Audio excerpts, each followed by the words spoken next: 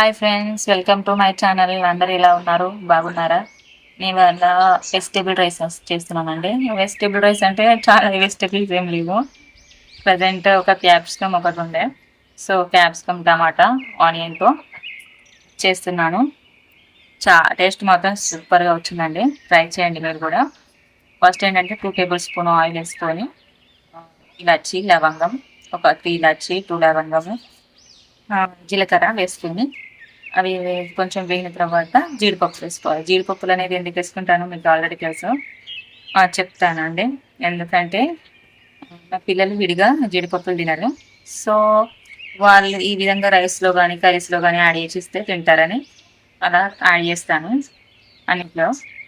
ఇలా జీడిపప్పు వేగిన తర్వాత ఆనియన్స్ వేసుకోవాలి. ఆనియన్స్ కొంచెం మగ్గిన తర్వాత క్యాప్సికమ్స్ వేసుకున్నాను. క్యాప్సికమ్ కొంచెం మగ్గగానే టమాటోస్ వేసుకున్నాను. టమాటోస్ వేసుకొని మూత పెట్టేసుకొని ఒక 2-3 మినిట్స్ మీడియం ఫ్లేమ్లో పెట్టి మగ్గించుకోవాలి. ఇలా మగ్గిన తర్వాత మంచిగా మగ్గుతుంది.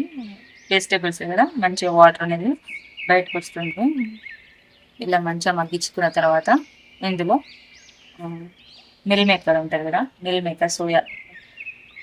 మేకర్ వేసుకున్నాను. మిల్ మేకర్ కూడా ఆయిల్లో మంచిగా ఫ్రై కావాలి.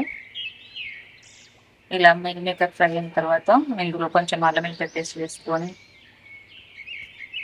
కలుపుకోవాలి. ఇలా మంచిగా మగ్గాలి.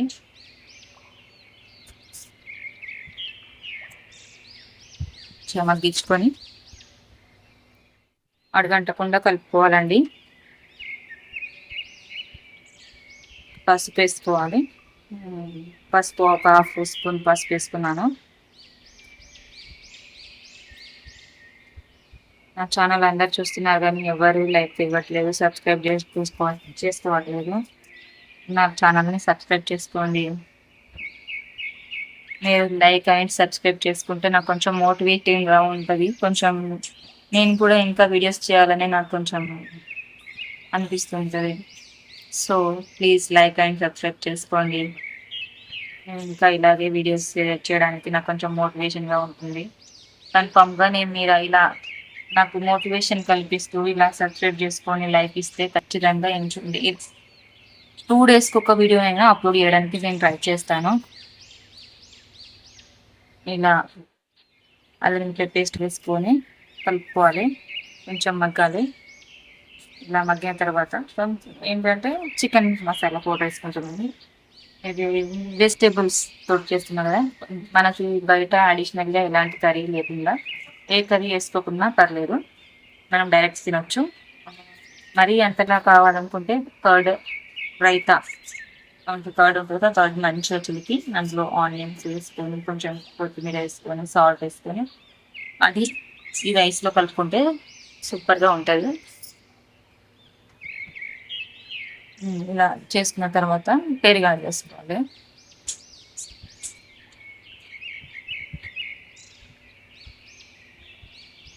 మనం చికెన్ బిర్యానీకైనా ఇట్లా వెజిటేబుల్ బిర్యానీకైనా టేస్ట్ అనేది పెరుగుతోటే వస్తుందండి. పెరుగు అనేది కన్ఫామ్గా వేసుకోవాలి.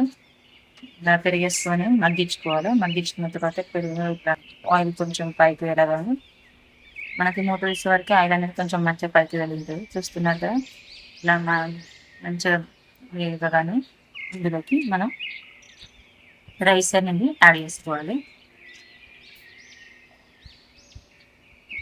నేను ఇక్కడ 2.5 గ్లాస్ రైస్ తీసుకున్నాను. 2.5 గ్లాస్ రైస్కి 3 గ్లాస్ వాటర్ తీసుకున్నాను, సరిపోతుంది. మంచిగా ఇక్కడికి వస్తుంది, అంటే పుల్లలుగా వస్తుంది, ముద్దగా కాకుండా. ఇలా ఫస్ట్ ఇందులోనే డైరెక్ట్ మనం వాటర్ యాడ్ చేసుకోకుండా ఫస్ట్ రైస్ తీసుకొని రైస్ మంచిగా ఫ్రై చేసుకున్న తర్వాత ఆ వాటర్ యాడ్ చేసుకుంటే రైస్ అనేది విడివిడిగా పుల్లలుగా వస్తుంది, ముద్దగా కాకుండా. సో అందుకని నేను ఆ విధంగా వేస్తాను. ఫస్ట్ రైస్ ఫ్రై చేసుకున్న తర్వాతనే వాటర్ అనేది యాడ్ చేసుకుంటాము. ఇలా ఒక 2-3 మినిట్స్ రైస్ అనేది ఫ్రై చేసుకోవాలి. ఫ్రై చేసుకున్న తర్వాత మనం వాటర్ యాడ్ చేసుకోవాలి. మంచిగా ఫ్రై అయినట్టు మనకు అనిపిస్తుంది కదా.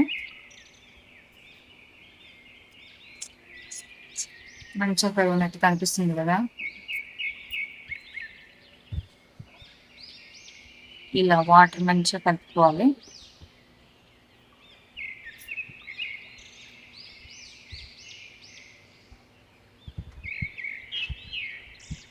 ఇలా సైడ్స్ కూడా రైస్ ఉంది కదా, ఆ రైస్ అంతా అందులోకి మంచిగా ఇంకోవాలి వాటర్లోకి.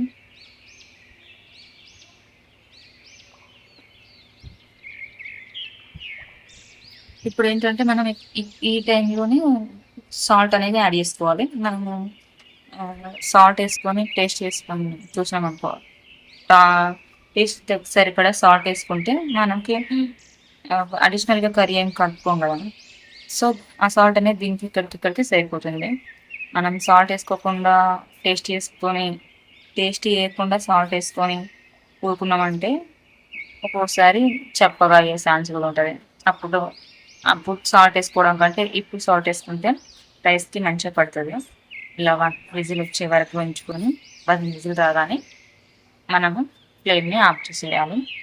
ఈ ఆవిరంతా దానంతలో అదే పోవాలి. పోయిన తర్వాత క్యాప్ తీసేస్తే చూసారు కదా, టేస్ట్ మాత్రం చాలా బాగా